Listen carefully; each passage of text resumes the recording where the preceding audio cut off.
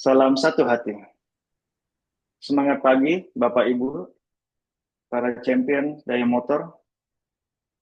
Perkenalkan, saya Muhammad Subair, IT Department Head, bagian dari Operational Support Division. Saya akan membawakan Security Awareness dan SOP aset terkait IT. Kenapa Security Awareness penting? Tentu saja karena kita harus melindungi tempat kerja kita harus paham ancaman-ancaman yang mungkin datang, dan sebagai peran kita dalam keamanan itu sendiri. Sebagaimana kita ketahui, sangat besar kerugian yang bisa disebabkan kelalaian terkait dengan serangan cyber ini.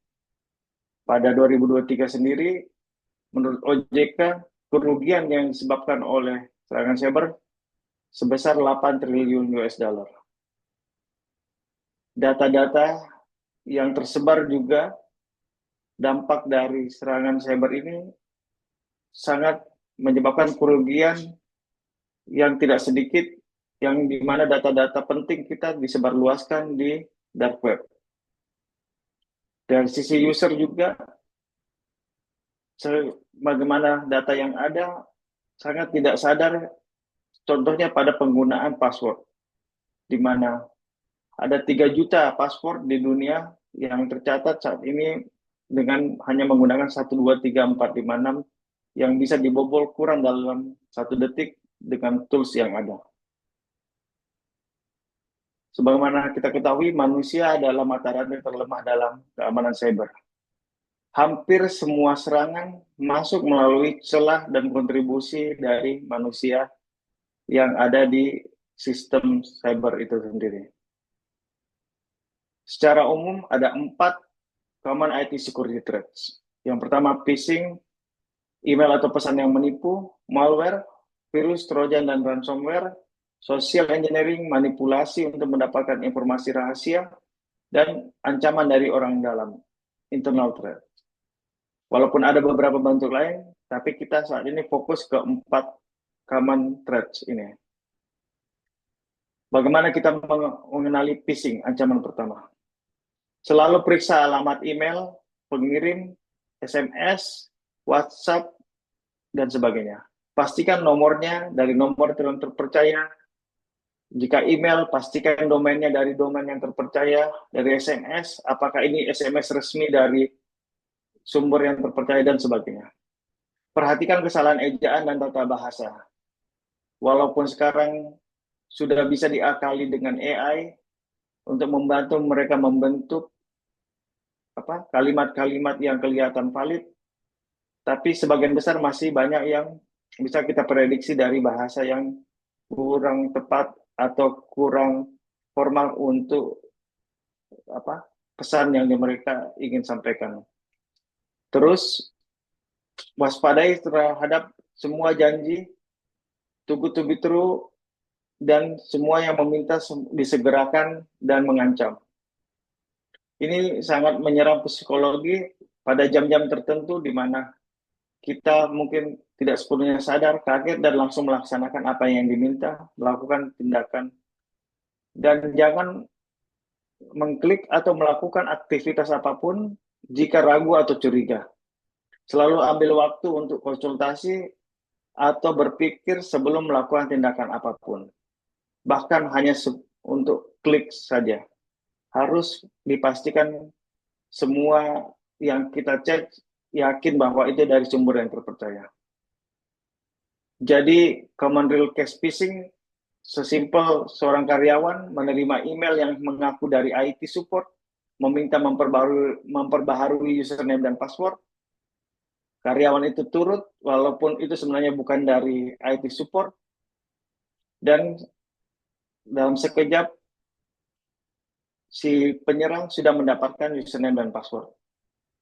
Selanjutnya, konsekuensinya bisa ada kebocoran data karena sudah dapat akses ke dalam, kerugian finansial, dan sebagainya. Kasus berikutnya adalah contoh di malware.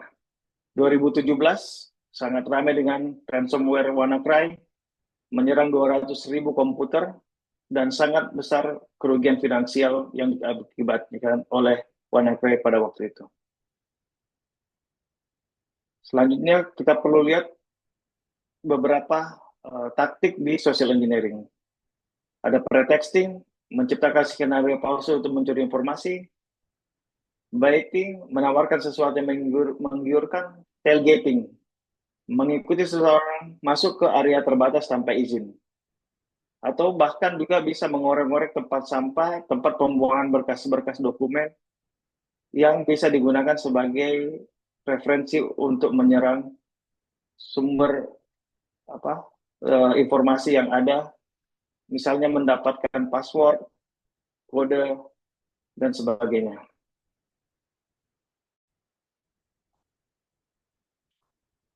Case study social engineering bisa kita lihat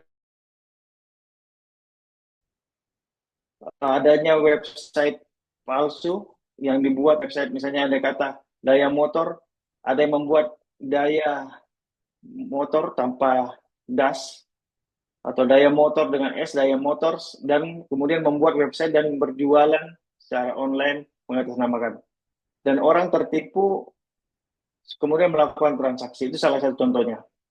Yang terakhir adalah Citibank, di mana ada pencurian data nasabah dengan menggunakan website palsu. Contoh kasus insider trade adalah karyawan bekerja dan di dalam karena mempunyai akses kemudian mengambil dan menyalahgunakan akses tersebut. Contoh yang mungkin ramai di dunia adalah kasus dari Edward Snowden. Keamanan cyber tidak bisa kita pisahkan dari keamanan fisik. Andai kata semua sistem dan orang yang menggunakan internet atau jaringan disiplin, tapi server kita sendiri bisa diambil atau dicuri oleh orang lain, alat kantor kita hilang, maka orang bisa mengakses harddisknya langsung, bisa mengcopy datanya, dan sebagainya. Oleh karena itu perlu kita terapkan dan perlu adanya konsolidasi terkait dengan keamanan di fisik, terkait dengan menjaga aset-aset dan akses ke sumber data yang penting di daya motor. Yang pertama adalah akses terbatas ke area penyimpanan, ke ruang server dan sebagainya, kontrol fisik aset IT, penggunaan CCTV dan keamanan, aturan peminjaman dan pengembalian perangkat, SOP tambahan. Ini bukan cuma untuk IT, tapi silakan digunakan untuk aset-aset lainnya. Jadi beberapa best practice dari semua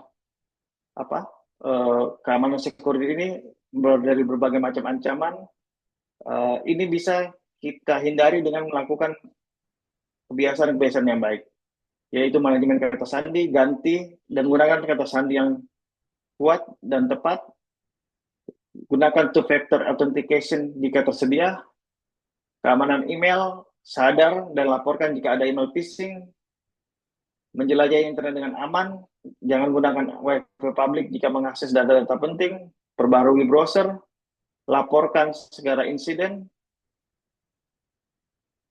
kemudian keamanan perangkat, perbaruan perangkat, jangan menggunakan perangkat-perangkat yang sudah tidak aman lagi, isolasi jika ternyata ditemukan perangkat yang terserang, termasuk USB, perlindungan data, selalu backup data, dan atur kontrol akses. Jika sharing file via cloud atau misalnya Google Storage dan lain-lainnya, jangan dibuka di publik, tapi beri akses khusus.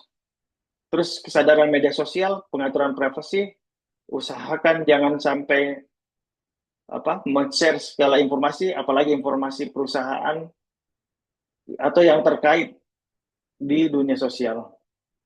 Keamanan fisik juga harus dijaga, keamanan ruang kerja, pengelolaan pengunjung, kartu akses, dan sebagainya.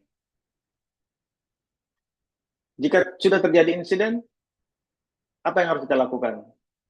Yang pertama, segera laporkan insiden kepada tim IT atau keamanan. Jangan coba menyelesaikan masalah sendiri jika tidak yakin. Malah justru nanti malah membuat misalnya datanya lebih hilang, atau lebih tersebar dan sebagainya. Ikuti protokol perusahaan untuk penanganan insiden, tentunya setelah bertanya, simpan bukti untuk keperluan investigasi dan untuk membantu menyelesaikan masalah itu. Demikian untuk security awareness, kita akan melangkah ke SOP aset IT. Adapun untuk penggunaan perangkat IT, perangkat hardware, laptop, mini PC, tab, dan sebagainya, yang pertama, jangan install aplikasi tanpa izin. Yang kedua, pasang antivirus dan aktifkan update otomatis jika aset perusahaan. Selalu konsultasikan dengan IT sebelum melakukan apapun. Kunci perangkat saat tidak digunakan, gunakan internet, khususnya kantor secara bijak. Jangan sampai membuka alur atau menggunakan secara yang kita tidak tahu, mengakses segala sesuatu yang bisa menyebabkan celah untuk digunakan atau sekedar pemborosan internet. Jangan biarkan perangkat tanpa pengawasan tempat umum. Seperti sebagaimana kita ketahui tadi, jika laptop hilang, bukan cuma harga laptop, tapi data-data yang ada di laptop itu yang bisa jadi lebih berharga dan lebih bisa menyebabkan kerugian yang lebih besar. Tidak dipinjamkan ke pihak luar tanpa persetujuan. Nah, akses IT atau yang fasilitas bukan hanya perangkat keras, walaupun definisi aset adalah yang di tiap perusahaan berbeda-beda, ada yang mengatakan apapun yang bernilai di atas angka tertentu, tapi bisa dibilang aset adalah segala sesuatu yang disediakan dan menjadi fasilitas dari teman-teman semua. Jadi salah satunya adalah internet, di mana kita ketahui 81% karyawan di Indonesia mengakses media saat bekerja. Jadi jangan sampai penggunaan internet tidak tepat dan bisa mengganggu pekerjaan atau bahkan bisa merugikan jika terjadi switch account, serangan melalui sosial media dan sebagainya. Ini terkait dengan pengelolaan akun dan akses digital. Jadi aset bukan cuma yang fisik, tapi digital juga seperti akun email, cloud storage. Selalu gunakan yang resmi jika menggunakan untuk bekerja. Jangan bertukar password atau akses. Aktifkan two-factor authentication bila tersedia. Install email kantor di perangkat kerja sesuai panduan IT. Jadi install sebagai di app atau di klien kita agar mempermudah pekerjaan kita. Kemudian request akses via aplikasi Helpdesk untuk bantuan. Untuk pertama kali bisa minta bantuan atasan atau pihak cabang terkait. Ini beberapa hal kecerobohan. Contohnya jika tidak membersihkan, jika install sembarangan, tentu akan bisa menyebabkan kerugian, misalnya rusak atau terserangnya dengan virus dan sebagainya. Ini budaya yang kita harapkan, saling mengingatkan antara rekan kerja, laporkan insiden, kesalahan secepat mungkin ketika terjadi, gunakan aset hanya untuk pekerjaan, jadi aset untuk yang kerja, gunakan hanya untuk pekerjaan agar bisa lebih awet dan sebagainya, jaga keamanan perangkat saat dibawa keluar kantor, patuhi SOP yang berlaku. Untuk aset ada juklak pre, bagaimana ketika kita ingin pengadaan dan bagaimana saat distribusi, ketika pemindahan aset, ketika rusak apa yang harus dilakukan, dan post aset ketika sudah tidak dipakai rusak, bagaimana di-dispose dan di-write off.